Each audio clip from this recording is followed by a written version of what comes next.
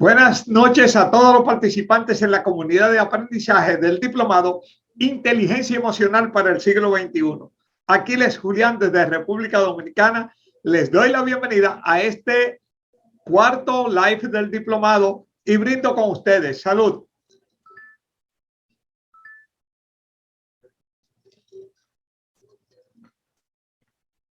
Y hoy tenemos un tema importante porque vamos a hablar de lo que es la autogestión emocional.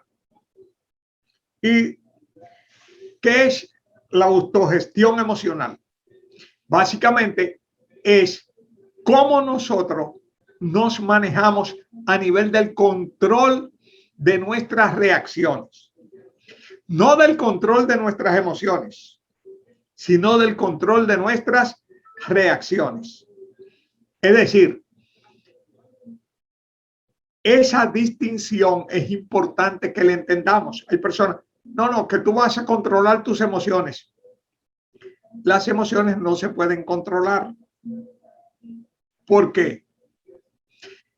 Porque las emociones ocurren antes que la conciencia tenga, las entienda. O sea, antes de que la conciencia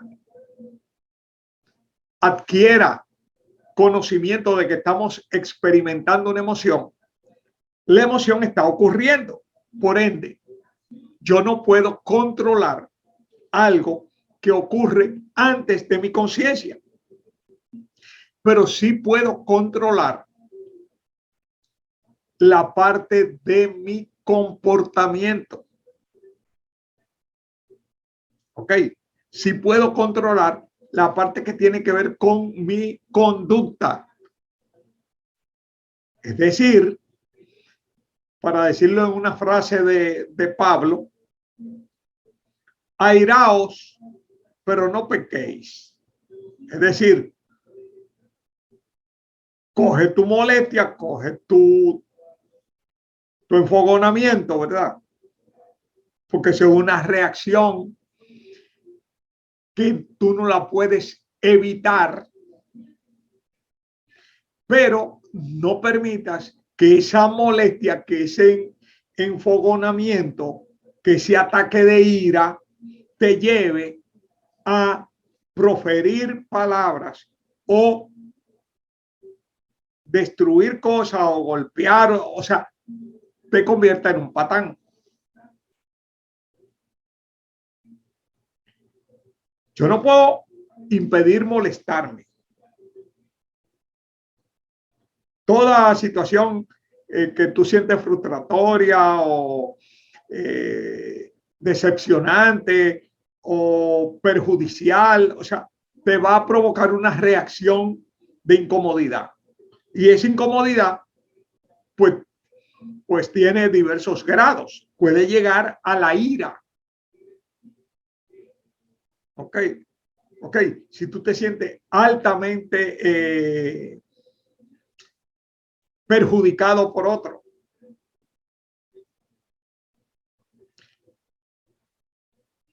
Pero eso no te da derecho a mí ni a nadie a comportarse, a perder el control y a comportarse como un patán. Eso es lo que significa airaos, pero no pequéis. Entonces la autogestión emocional tiene que ver con yo aprender a controlar mis emociones. Una emoción ocurre antes de la razón. Ahí tenemos que entender bien el asunto de las distintas estructuras cerebrales, ¿verdad? Tenemos la estructura primitiva o el cerebro vertebrado o cerebro reptil, que es un cerebro de instinto, que actúa por reflejo. Y el objetivo de ese cerebro es, por un lado, mantenerte vivo. O sea, la función de ese cerebro, sobre todo, es sobrevivencia. Lo segundo es que tú no te arriesgues, es decir, mantenerte en tu zona de confort, en tu zona de seguridad. Ese es un cerebro que no aprende, reacio a aprender, reacio a experimentar cosas nuevas, reacio a todo lo que es autodisciplina, reacio a quitarse cosas de la boca y muy orientado a los placeres, muy orientado a los placeres, muy orientado al desborde, es decir, a comer sin límites, tomar sin límites, es decir, no le gusta ponerse frenos, orientado al placer, placer sexual, el placer de alimentarse, etcétera. Okay. Es un cerebro de lagartija. Ok. Ahora, después tú tienes la estructura límbica que está por encima de ese cerebro y por debajo del córtex. La estructura límbica interactúa con el córtex, o sea, la parte superior del cerebro, con programas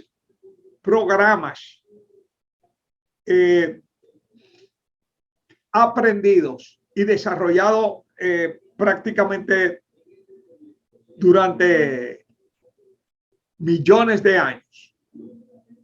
¿Ok? Programas que compartimos con todos los mamíferos, que son programas emocionales. Ahora, ¿qué significa programas emocionales? Que esos programas disparan una respuesta frente a determinados activadores emocionales o, como se les llama también, estímulos emocionalmente competentes, es decir, estímulos capaces de detonar una respuesta emocional. Esos son los estímulos emocionalmente competentes que pueden desatar una de las 6 emociones básicas: el miedo, la ira, la pena, la tristeza, la vergüenza, el asco o la alegría. Hay gente que añade el amor y la sorpresa. ¿Ok? Y llevan a 8 las emociones básicas. ¿Ok? Una característica de las emociones básicas es que ellas expresan cambios fisiológicos, cambios en la química de la sangre, cambios en las conductas. ¿Ok?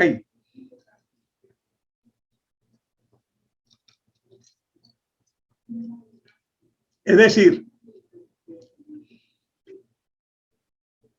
que cuando experimentamos un determinado estímulo, este estímulo que impacta nuestros sentidos, nuestro aparato sensorial, puede ser algo que yo veo, algo que yo oigo, algo que huelo, ¿ok? Algo que experimento a través del tacto, o puede ser algo que experimento a través del gusto, o algo desagradable o algo, etcétera. ¿Ok? Eso va a reaccionar, eso provoca, detona sobre el organismo, estimula una serie de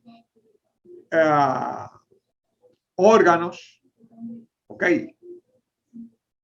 Y genera cambios hormonales y cambios en los neurotransmisores. Entonces, esas hormonas y neurotransmisores que pueden generar vasoconstricción, que pueden aumentar la ventilación, la respiración, que aceleran el pulso, etcétera. O sea, todos esos cambios cambian el tono de los músculos, preparan el cuerpo para una reacción. Y una de las áreas donde más se evidencia es el cambio en el rostro. Así que hay máscaras que se han estudiado en distintas culturas y todas han coincidido, ¿ok?, que la gente la pone según esté experimentando una emoción u otra. Así que nunca tú vas a encontrar que la alegría se va a expresar así.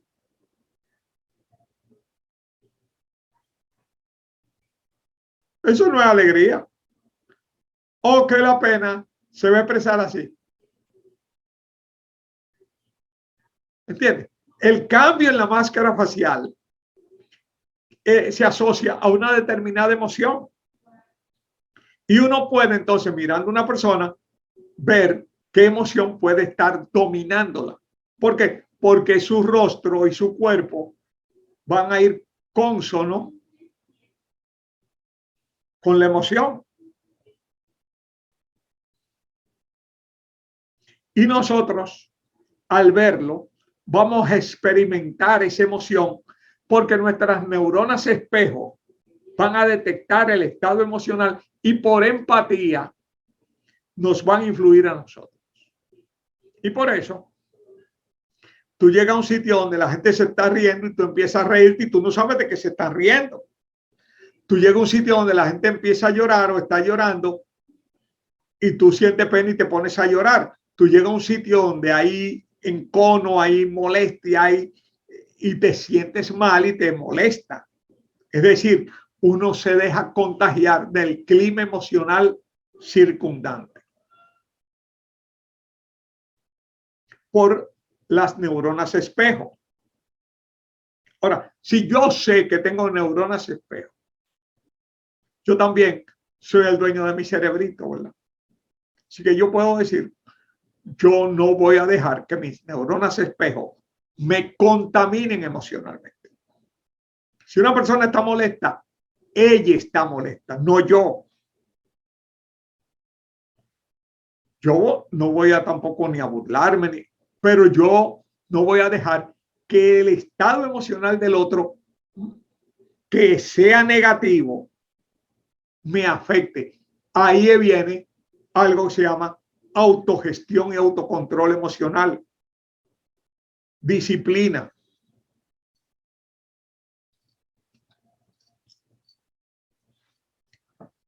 Y por ahí comienza todo. ¿Ok? Por ahí comienza todo.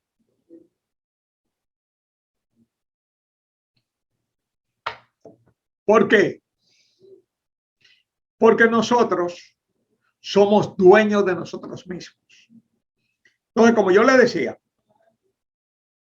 esos estímulos emocionalmente competentes activan nuestra respuesta emocional que tiene una serie de programas. Todos esos programas están destinados a nuestra supervivencia y no pasan directamente por nuestra razón, por una sencilla razón, ¿verdad? No pasan por nuestra mente consciente por una sencilla razón. ¿Ok? Porque si nosotros nos ponemos a pensar, entonces podemos perder la vida. Hay un autor, un psicólogo de origen israelí, Kahneman, que tiene un libro que le mereció el Nobel. Oye, él es psicólogo y tiene un libro que le mereció el Nobel en economía, porque él es uno de los fundadores de la neuroeconomía. Y tiene ese libro, se llama Pensar rápido, pensar despacio. Entonces, el pensamiento rápido funciona en base a programas preinstalados, instintivos. En esos programas, frente a determinados estímulos, se va a desatar una respuesta. ¿Ok? La función de esa respuesta es tratar de salvarnos la vida. El asunto es que esos programas fueron diseñados para la vida en la selva. Y nosotros estamos viviendo en condiciones muy distintas de el tipo de ambiente para el cual se crearon esos programas. Pero el hombre tiene muy poco tiempo de su existencia como especie, viviendo de forma organizada y civilizada. La palabra civilización viene de ciudad. Ok. La civilización y las ciudades tienen 10.000, 15.000 años. Antes, las personas vivíamos en pequeñas tribus o manadas, pequeñas hordas, ¿ok? Y la actividad a la que nos dedicábamos era básicamente una actividad de caza o recolección.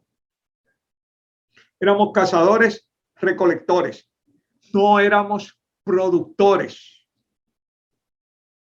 Los grupos eran pequeños porque tenían que moverse de un sitio a otro y guerreaban por los espacios. Las tribus más numerosas y más agresivas desplazaban a las menos numerosas y agresivas que tenían que irse lo más lejos posible.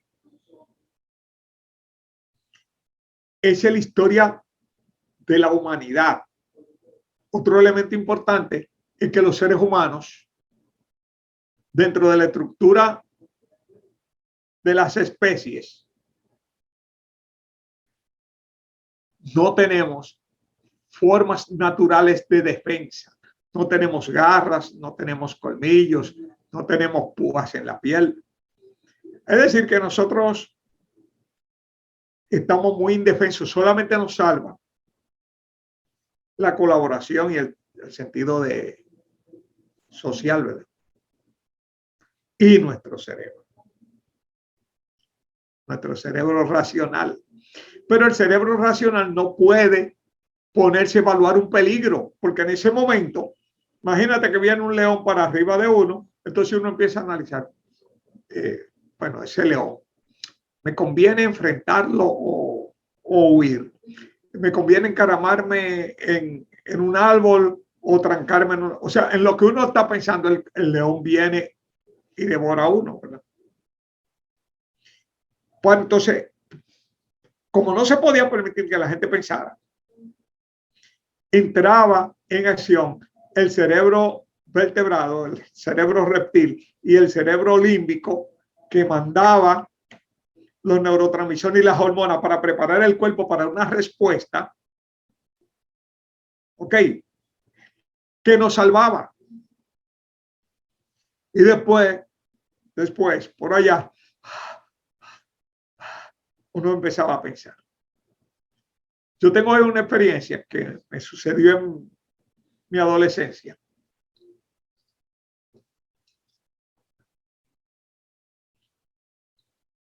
De un susto que yo viví. Ok. El asunto es que yo recuerdo dos momentos. El momento del susto y el momento después del susto. Ok.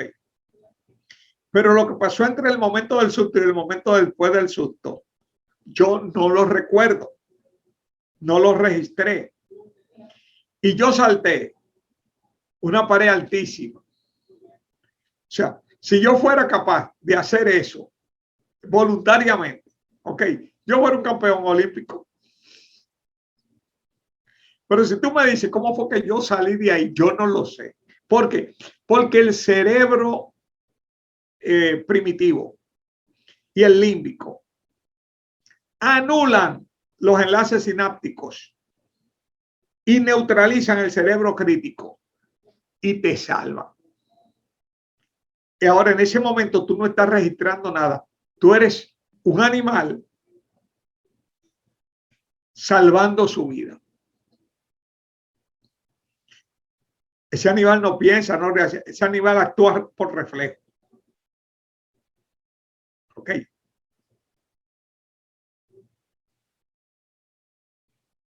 Entonces, esas reacciones son incontrolables, pero nosotros no estamos viviendo experiencias normalmente, ¿verdad? Normalmente no estamos viviendo experiencias que pongan en riesgo nuestra integridad física. Entonces, muchos de los programas de supervivencia no son viables. Te voy a poner un ejemplo de eso. Hay personas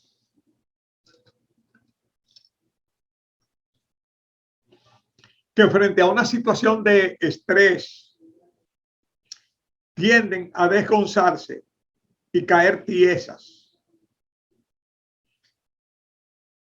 Esa es una estrategia de supervivencia que se tienen desde los vertebrados. Hay incluso gallos, okay, que se hacen los muertos, gallinas que se hacen las muertas, están filmadas. Ok.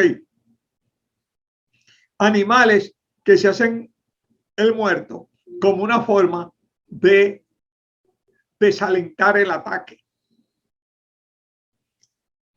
Ok. Eso está en el cerebro tuyo y mío también. Es decir, todos tenemos ese programa de hacernos el muerto. Como tenemos el programa de lucha o huida instalados. ¿Me explico? Tenemos esos programas de lucha o huida instalados en nosotros. Ahora, imagínate que se empieza a quemar la habitación y mi reacción es caer tieso, ¿verdad? Con un ataque de nervio, empezar a convulsionar. Entonces, esa reacción no me está salvando la vida, lo que está es al revés, empeorando las cosas. Por eso, nosotros tenemos que reprogramar, y eso es posible, ¿ok? Reprogramar nuestras reacciones y establecer qué reacciones yo quiero asumir frente a un estímulo emocionalmente competente. Por ejemplo, tú tienes que pensar cómo yo quiero reaccionar frente a un temblor de tierra. No esperar que eso suceda. Ok. ¿Cómo yo quiero reaccionar frente a una serie de fenómenos? Y tú programarte en función de la reacción que a ti te gustaría y empezar a educar, okay, a justificar esa reacción. Uno puede, pese a que el cerebro primitivo es reacio a aprender, uno puede entrenarlo Igual que uno puede entrenar al cerebro límbico. Okay. A través del entrenamiento. Por ejemplo, lo que hacen los peleadores, por ejemplo, los karatecas, etcétera, es que empiezan a entrenar sus reacciones para que de forma automática, sin ellos pensar, determinadas maneras de pelear y determinadas defensas salgan espontáneamente. Igual que como tú aprendes a manejar un vehículo, que al principio te da brega porque estás adquiriendo, ok, entrenando todos tus músculos, porque el aprendizaje es celular. El aprendizaje no es intelectual, el aprendizaje es celular. Tú aprendes con todo tu cuerpo. Y cuando tú estás manejando, todo tu cuerpo está manejando. Igual que cuando una persona está en una cata, en un intercambio ahí de artes marciales, su cuerpo está trabajando, todo el cuerpo, mente, todos los sentidos, todo. ¿Okay? Entonces, todo el entrenamiento es para tener un desempeño sin pensar, que salga prácticamente por acción refleja. Cuando una persona estudia medicina, cuando estudia una serie de, por ejemplo, como soldado, etcétera, también te entrenan para controlar el estrés y controlar la ansiedad y controlar lo que serían las tendencias naturales frente a situaciones límites.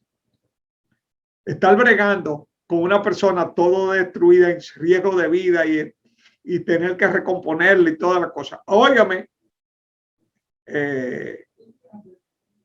hay que tener mucha sangre fría. Eso se entrena. Eso es lo que hacen los médicos. Okay. Imagínate el médico poniéndose nervioso porque la persona está herida y no tiene que actuar con frialdad. Igual que en medio de una guerra, imagínate que el individuo entonces salga huyendo. Entonces hay un entrenamiento que tú puedes hacer desde tu consciente, de tu prefrontal hacia tu límbico. No, esto yo no lo voy a hacer. Yo voy a reaccionar de tal forma. Y te condiciona. Te condicionas. ¿Ok? Te preparas. Te autoprogramas para asumir determinadas respuestas frente a determinados estímulos emocionalmente competentes. Y no que programas antiguos, programas que hoy no son viables o prácticos o convenientes, controlen tu comportamiento. Entonces la autogestión emocional comienza cuando nosotros definimos qué conductas nos convienen, qué conductas son las más provechosas, y nosotros nos empezamos a trabajar internamente para que esas conductas y esas expresiones sean las que emerjan.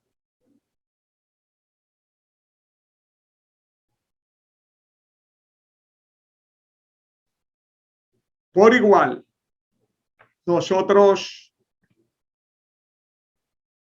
definir claramente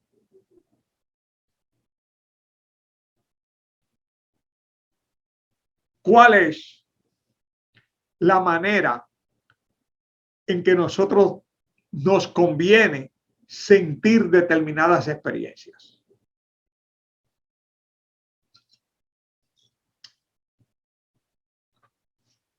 Por ejemplo, una de las cosas que nosotros podemos hacer a nivel de la autogestión es lo que se llama reframing. ¿Qué es reframing? Vamos a remarcar determinadas experiencias. Las experiencias son hechos, pero los hechos yo lo puedo ver bajo una lupa o bajo otra lupa. Lo puedo ver como una bendición o lo puedo ver como una cosa mala. Yo aprendí que todo lo que sucede es bueno. No todo lo que sucede no es bueno. Todo lo que sucede es bueno. Al final, búscalo por detrás.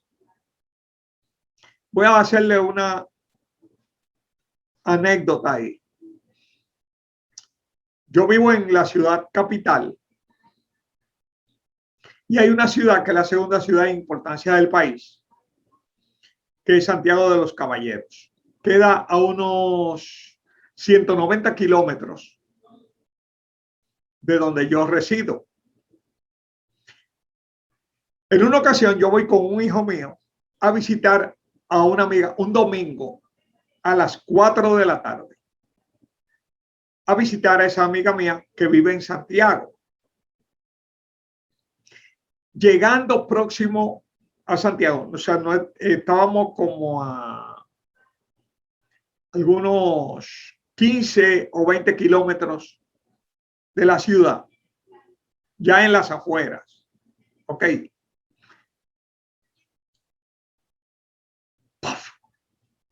Una goma delantera del vehículo explota. ¿Eso es bueno o malo? Oye bien, el hecho es que una goma del vehículo delantera explota, se desinfla, se poncha. Ahora, el ser bueno o malo es una lectura que tú haces de ese hecho. Pues lógicamente, cuando yo bajo y observo la goma, noto que por la parte interior se había desgastado y estaba inservible. Pero ese no es el punto. El punto es que la goma, la otra goma delantera, estaba igual, a punto de reventar. El tren delantero se había desalineado y las gomas, pese a que se veían bien, por dentro se habían corroído. Esa estaba inservible y la otra estaba a punto de reventar. Yo bajé, cambié la goma, puse la repuesta y con cuidado me moví hacia Santiago. Llegué, hablé con la amiga mía. Ella llamó a un amigo de ella que era dueño de una tienda de neumáticos, de llantas, gomas. O sea, hay que usar las distintas palabras para que nos entendamos. Llantas o neumáticos de vehículos, que los dominicanos le decimos gomas de vehículo. Ok. Entonces él tenía una tienda, estaba cerrado, pero amigos, ¿entiendes? Ella habló, fuimos, compramos 2 gomas nuevas y fuimos donde un gomero y le pusimos las gomas, le cambiamos las gomas que tenía. Okay. Y yo regresé a las 11 de la noche de Santiago con mi hijo. Ahora, ¿a qué yo voy? A lo siguiente. ¿Eso es bueno o malo? Óyeme, esa fue una de las grandes bendiciones, que yo he tenido. Tú sabes que esa noche yo iba a volver inconsciente del estado en que estaban esas gomas. Yo iba a volver corriendo a 80, kilómetros por hora de Santiago a Santo Domingo, de noche. Esas gomas estaban inservibles. Iban a reventarse. No había de otra. En la condición, yo creo que ustedes hubieran visto eso. Yo me extraño cómo la otra goma no reventó en los otros 12 kilómetros. Gracias a Dios, porque yo creo en Dios. Y algo tiene. Yo no voy a echarle a la suerte. Yo tengo que pensar, alguien me protegió. Óigame, yo iba a volver. Si esas dos gomas se reventaban, prácticamente yo me iba a matar. Mi hijo y yo íbamos a morir en un accidente. Ahora yo te pregunto, ya tú sabes lo que iba a pasar y ya tú sabes lo que sucedió. ¿Fue una bendición o fue una maldición? Esa fue una de las grandes bendiciones. O sea, yo nací ese día porque yo sabía lo que iba a pasar. Entonces, oye bien, pude resolver el caso. Gracias a Dios tenía el dinero con que comprar las gomas. ¿Ok?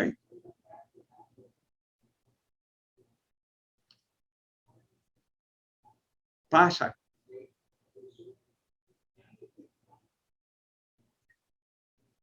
Nosotros podemos reinterpretar. Hay muchas cosas que en su momento tú la viste como malas, como dañinas, como perjudiciales. Y al final fueron grandes bendiciones. A mí me gusta un versículo que dice, para el que cree todo obra para bien. Para el que cree.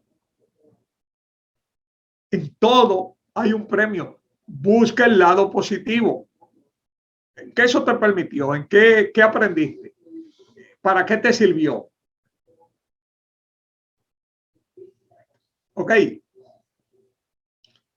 es un elemento importante a la hora de nosotros tener autogestión.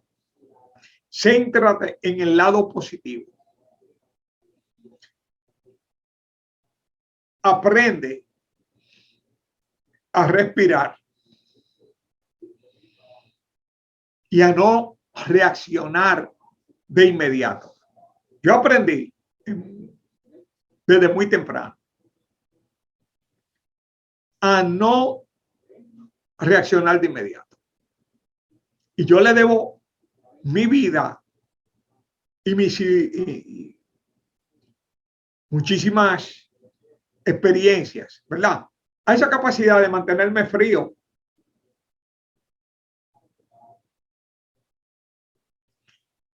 Y no dejar que la experiencia del medio me controle, sino yo controlar la experiencia del medio. En una ocasión, yendo yo con un hijo mío, okay, había una de esas manifestaciones políticas, una marcha política. Entonces, era un aluvión de gente bajando. Y yo me iba moviendo lentamente en el vehículo con mi hijo. Y de pronto, alguien se hace una bulla. Como que yo había afectado a alguien.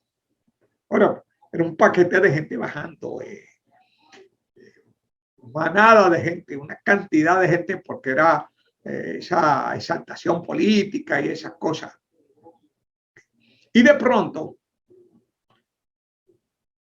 el vehículo me lo rodea de gente que está exaltada. Exaltada porque están en el ambiente político y toda esa emocionalidad del partidarismo y la cosa. Y exaltada también porque una persona está en el suelo supuestamente porque parece que metió un poco el pie debajo del vehículo. Y hubo un rozamiento con una goma, no fue que tampoco no hubo fractura ni nada, Pero en ese momento la persona está en el suelo y me rodea esa masa humana. Y yo, que gracias a Dios había estudiado programación neurolingüística y había aprendido un poco a manejarme en esas circunstancias, me quedé quieto. Entonces la persona, como yo no me altero, ella baja, porque la gente busca. Entonces, ¿qué yo empecé a hacer? Yo empecé a hablar lento. Lento. Yo lo que creo es que debemos llevarlo a una clínica. Y apliqué la técnica del disco rayado. Es decir, repetía lento siempre eso. ¿Cuál es el objetivo? El objetivo es bajar la exaltación. Si yo hablo rápido, estoy enseñando, o sea, se crea un estado de enervación peligroso. Yo quiero que ustedes sepan que a mí me podían linchar.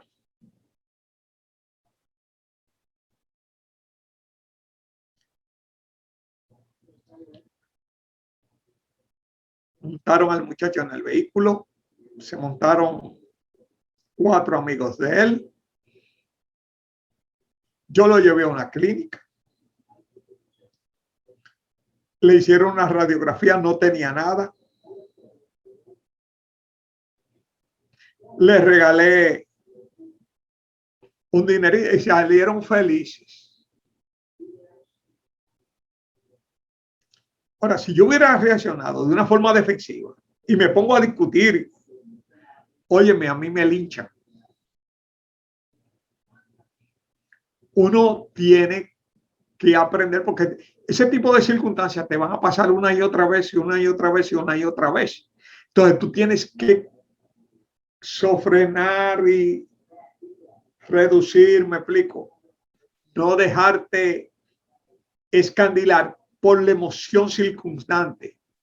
La emoción circundante es la emoción de personas que están dejándose arrastrar a respuestas simplemente impulsivas. Uno le conviene evaluar, analizar, controlarse y dar la respuesta conveniente. Si uno se deja guiar por la pasión, bueno, las consecuencias puede que no sean muy buenas. Cuando tú evalúas, okay, yo me siento, por ejemplo, feliz de haber tenido esa reacción. Óyeme, yo no solamente preservé mi vida, yo preservé la vida de mi hijo. Y también, de alguna forma, le enseñé cómo actuar en momentos de crisis. Y actuar con responsabilidad con el joven.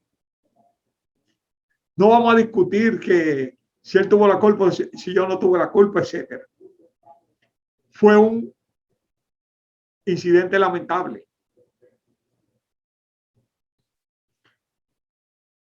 Pero una mala reacción de uno puede llevar algo más lamentable a algo peor, algo trágico. Entonces, la autorregulación emocional implica que yo me prepare para ese tipo de situación y yo lo ensaye en mi mente. Ok. Lo ensaye en mi mente. ¿Por qué? Porque las circunstancias tú nunca las vas a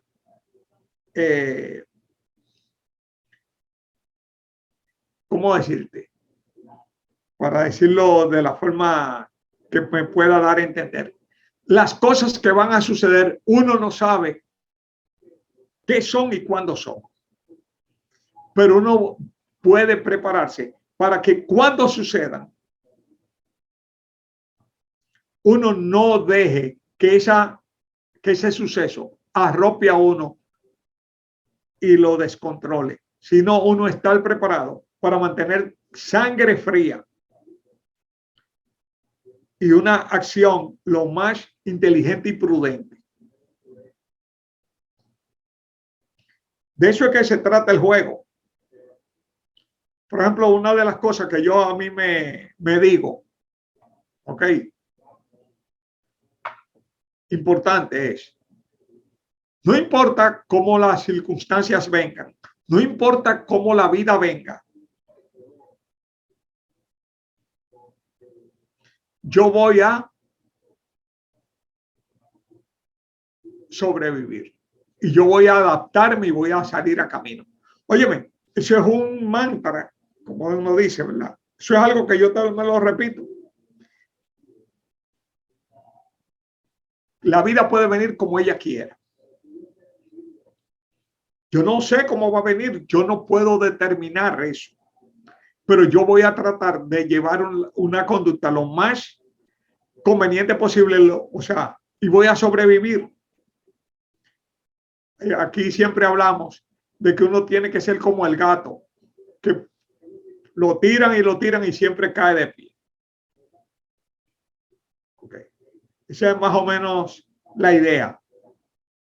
Entonces, tú estás programándote de forma que cuando los acontecimientos ocurren, tú tienes una respuesta que te ha preparado para tenerla. No está dejando que los programas más primitivos y poco eficaces controlen tu comportamiento y empeoren una situación mala.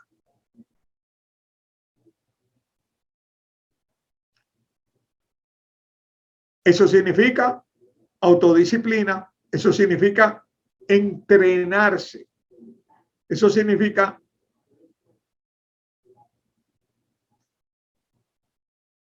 sofrenarse, respirar, dejar que pase el vendaval de los 90 segundos de ese desalboroto hormonal y que la sangre se reequilibre y fríamente pensar, ok, ¿qué es lo más conveniente?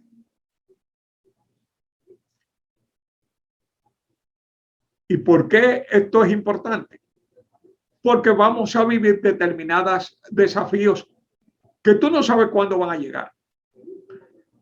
Pero la mayoría de las personas dejamos que nuestras neuronas espejo no contaminen del ambiente de tensión, de estrés, depresión, que otros tienen. Y hay personas que son estresadas y que son especialistas en estresar a quien sea. Pero si usted controla su clima interior, bueno, el estresado es él. El que está así es él, no yo. Y evita que la contaminación tóxica del ambiente te contamine dentro y que internalices estrés y situaciones de tensión, de caos, que pueden estar predominando fuera. Porque el clima de afuera no lo determina uno, pero el de adentro de uno sí. Porque tú eres dueño de ti y eliges tus reacciones. Que hay una persona que tiene un comportamiento tóxico, ponle una etiqueta, el tóxico. Y ya cuando tú sabes que ese es el tóxico, ya para ti es natural que sea tóxico. Tú puedes incluso equipararlo a un muñequito, a un cartón animado.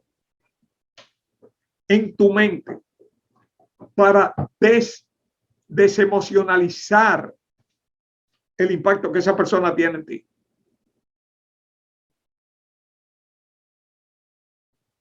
No se lo dice a esa persona, pero te lo dice a ti mismo. ¿Me explico? Aquí ya está hablando el conejo boca. ¿Por qué está hablando? ¿Para qué? Para que esa persona emocionalmente no te pueda chantajear ni manipular. Porque el control de tus emociones es tuyo. El control de tus reacciones. Y tú puedes hasta cierto punto impedir que una persona o una situación se convierta en un detonante emocionalmente competente. Hay técnicas que se llaman técnicas de desensibilización, que son precisamente para que cosas a las que uno le dé importancia, quitarle ese peso y esa importancia. Y tenemos que desensibilizarnos de cosas de fulano me hace molestar a mí. ¿Por qué? Nadie te hace molestar. Tú eliges molestarte. Es una elección que uno hace. Yo no voy a cambiar como él es, pero yo puedo cambiar mi reacción frente a lo que él es. Eso es la autorregulación. Nos vemos el próximo martes.